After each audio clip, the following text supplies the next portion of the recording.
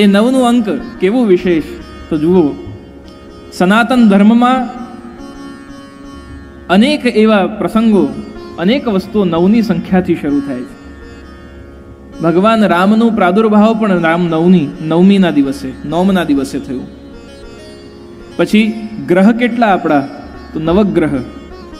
પછી કહ્યું આપણે વિલાસ કેટલા? તો 9 વિલાસ.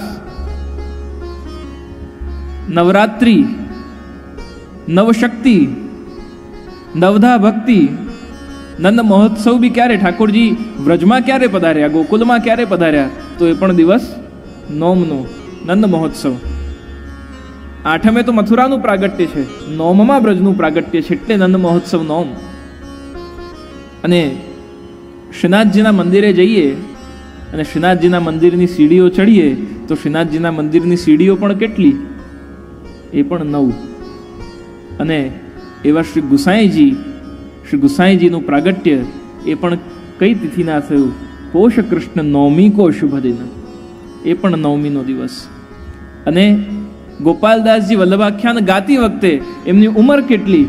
તો એ પણ 9.